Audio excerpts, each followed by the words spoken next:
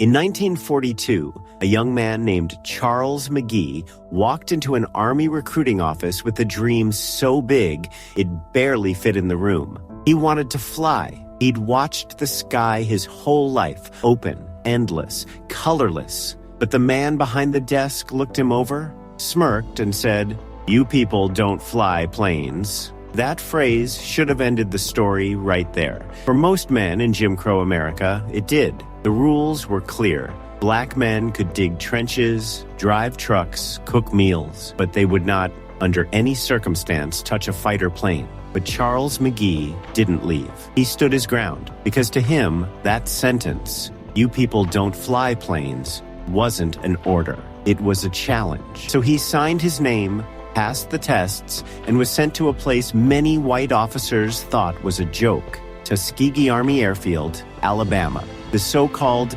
experiment where black pilots were trained to fail. The men who arrived there understood the stakes. If one of them faltered, the newspapers would say, "See, they can't do it." If one of them excelled, the headlines would vanish. Charles McGee didn't come for headlines. He came for the sky. Therefore, his story wouldn't just be about flight, it would be about defiance. A man who learned early that before he could fight enemies overseas, he'd have to outfly the ones at home. Charles Edward McGee was born in Cleveland, Ohio, in 1919, into a world already divided by invisible lines. His father was a teacher, a minister, and a man of deep conviction, the kind who believed faith could outlast prejudice. His mother worked tirelessly, keeping the family moving from town to town as his father chased opportunities that never quite arrived. They raised Charles to believe in two things: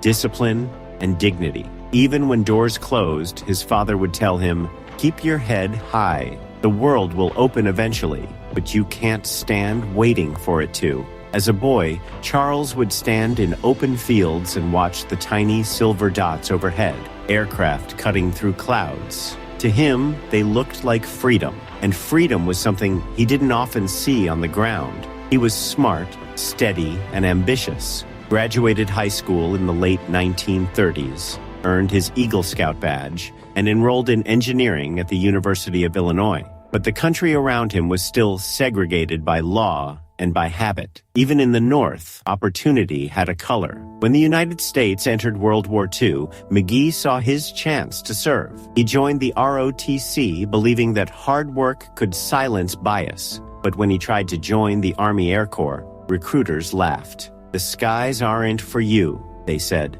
That was 1942, the year America sent white men to Europe and told black men to stay home. Therefore, McGee made a decision that would change his life. He applied to the newly formed Tuskegee pilot program.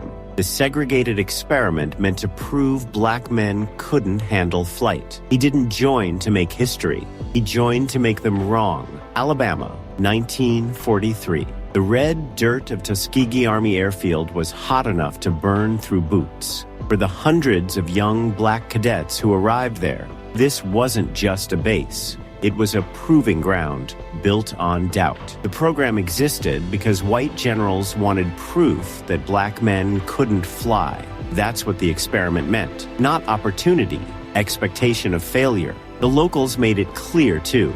Restaurants refused them service. Bus drivers ordered them to the back. Even white mechanics working on their planes wouldn't shake their hands. Charles McGee remembered it clearly. You felt it everywhere, from the ground crew to the sky. The air didn't care about color, but the ground sure did. They trained in old, beaten-down aircraft that other bases had discarded. Their instructors were under pressure, not to succeed, but to prove the system right. Every accident, every minor error became a headline waiting to say, "See, they can't do it." But McGee and his brothers refused to break. They spent endless hours studying mechanics, flight patterns, navigation, mastering every knob, lever, and dial until the cockpit felt like an extension of their own hands. When his turn came for the final flight test, McGee took off into the open sky and didn't just pass. He glided, smooth, precise, unshakable. In June 1943, he earned his wings, graduating as part of the Tuskegee Class 43F, now officially a U.S. Army pilot. He pinned the silver wings on his chest, not as decoration, but as evidence. Therefore, the Tuskegee experiment didn't prove what the generals wanted. It proved that given the same chance, black men could soar just as high, maybe higher. Italy, 1944. The mountains below were black with smoke. From his cockpit, Lieutenant Charles McGee could see the thin silver bodies of American bombers stretching for miles. A slow, vulnerable chain headed deep into enemy territory. He and the other Tuskegee Airmen flew above them, a crimson flash against the blue, the legendary red tails. Their mission was clear: escort the bombers, protect them from German fighters. What wasn't written in the orders was what every man already knew, that this was also a mission to protect their right to exist in the sky. When the Tuskegee Airmen first arrived in Italy, many white bomber crews didn't want their escort. They'd heard the rumors that black pilots couldn't keep up, couldn't fight, couldn't think under pressure. Some even radioed for replacements. But by the end of their first few missions, those same bomber crews had seen something else. A precision, a discipline, a bravery unmatched. They stopped losing bombers. They started requesting the red tails by name. McGee flew 137 combat missions in World War II, facing the same Luftwaffe aces who had torn apart Allied squadrons for years. He downed enemy aircraft, strafed supply trains, survived engine failures, flak storms, and prejudice that no parachute could escape. When he landed, victory didn't feel like triumph. It felt like vindication. Every successful escort wasn't just a win for the Allies. It was a quiet strike against the lie that had defined generations. But when the war ended and the nation cheered its heroes, few mentioned the black pilots who'd helped win it. They came home to segregated streets, barred officers' clubs, and headlines that ignored them. Therefore, McGee did what he'd always done. He kept flying, because if the country still couldn't see his worth, the sky always could. When victory came in 1945, the streets of America filled with flags, brass bands, and cheers for returning heroes. But for Charles McGee, there was a different kind of silence. He had fought for freedom across the skies of Europe, yet in many cities back home, a black officer in uniform was still told, "Use the side door." Restaurants refused him service. Bus drivers ordered him to the back. The country he had defended wasn't ready to stand beside him. So McGee made a choice, not to give up, but to keep flying. He stayed in uniform, determined to prove that excellence would speak louder than hate. When the Korean War broke out, he was back in the cockpit. Older, sharper, leading men in missions that tested nerve and endurance. By the time Vietnam arrived, McGee was a seasoned commander, still flying combat sorties while mentoring a new generation of pilots. Across 3 wars, World War II, Korea, and Vietnam, he completed 409 combat missions and logged more than 6,300 flight hours, one of the highest totals in U.S. Air Force history. But every victory came against 2 enemies, the one in the air and the one in the system. White officers with fewer missions climbed the ranks faster.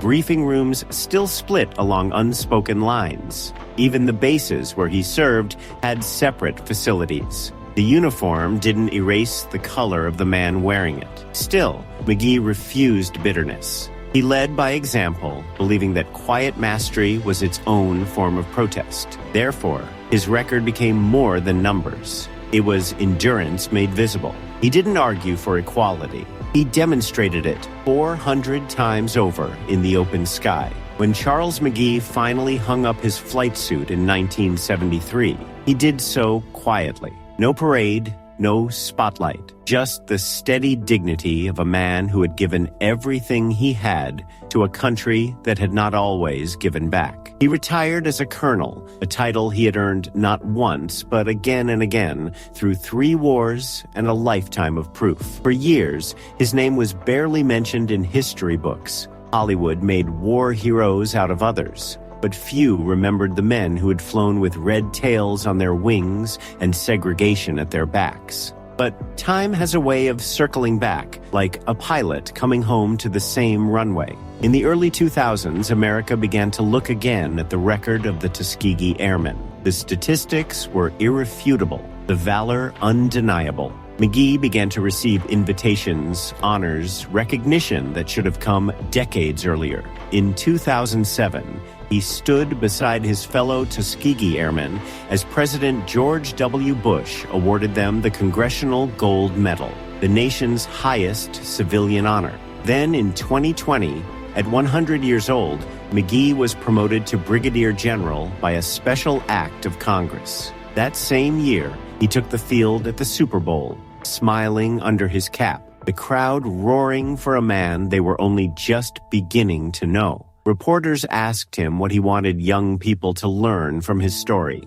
He answered softly, the same way he'd led his men. The air doesn't know color. The barriers are only on the ground, but even those barriers, he proved, could be outflown. Therefore, Charles E. McGee's story isn't about medals or records or even wars. It's about what happens when a man refuses to let the limits of others define his horizon. He flew through racism, through doubt, through history itself, and came out the other side carrying proof that the sky was never the problem. He fought one enemy abroad and another at home, and in both battles, he won.